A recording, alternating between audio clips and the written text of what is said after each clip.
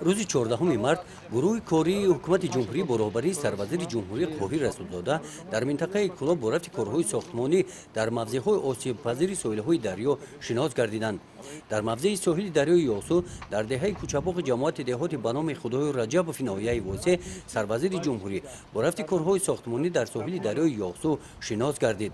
در این موضع برای مستحکم نمودن ساحل دریا با جلب ساکنان محلی گروه کاری عبارت از 30 نفر 306 عدد تخت سنگ‌های آهن بتونی تیار نمودند. در موضع گذراندن چاره‌بینی بنگاه طبی ستاد جماعت ستاد ناحیوی عمل می‌نمایند. در ناحیه واسه سروزیر جمهوری از موضع آسیب پذیر ساحل دریای یاسو در دهه کفترخانه شناس شدند. برای مستحکم نمودن موضع‌های آسیب پذیر ساحل دریای یاسو بر راهبریت ناحیه سپارش‌های مشخص داده شده اظهار کرده شد که برای وسعت کارهای ساختمانی در این موضع‌ها و پیشگیری آفت‌های طبیعی از جانب حکومت جمهوری تدبیرهای سودمند اندیشیده می‌شوند.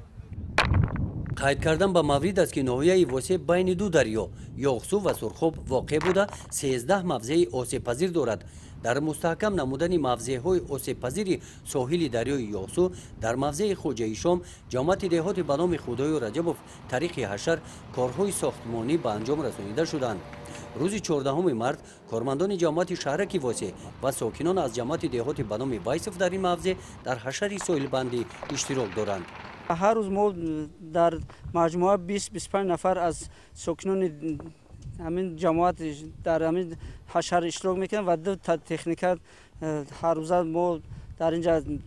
سهمگذاری ما هستیم. ما بحر آبادی وطن بحر از هر نوع برقرار کردن ساحل مستحکم کنی تمام قوا را استفاده برده ایستادیم که بحر بهبودی همین مقصد که خلق همین ناحیه چاره‌جویی نماییم و تمام کوشش را به خرج داده ایستادیم که هر روزه ما در این حشر باید که سهم خودمون بگذاریم و تمام خلق برای این کار خیر دست یاری دراز کرده ایستادند.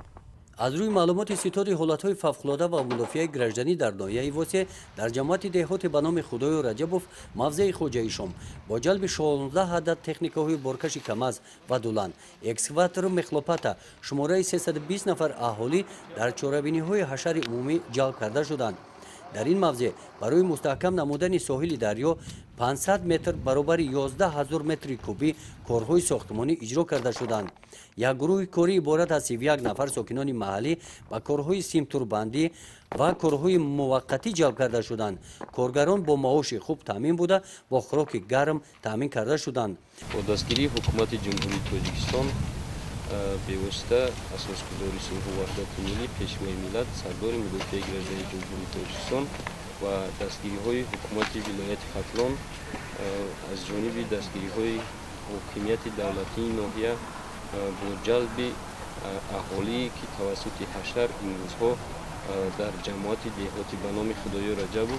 چنین رفتی اجرای کارهای ساحل مستحکم طریق حشر یعنی هم به طریق سیمتور بندی و طریق ریختن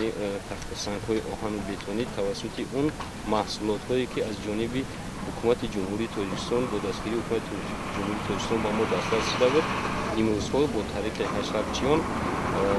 کارها ادامه یافته است و تا امروز گفتن ضرور است که 430 دانه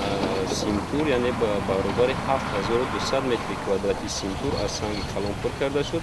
و اینچنین تا امروز 385 دانه تخت سنگ‌های آهن و بتونی اندازه 1:1 تیار کرده شد. در آینده ما تصمیم گرفتیم که این بریگادهای کاری که از حدود جماعت دهاتی به نام خدای رجب تأسیس داده شده است با دستگیری رئیس جماعت دهاتی به نام خدای رجب که همه روزه یعنی که هر یک 10 روزه فعالیت کاری این بریگادها که قریب به 70 نفر میرسند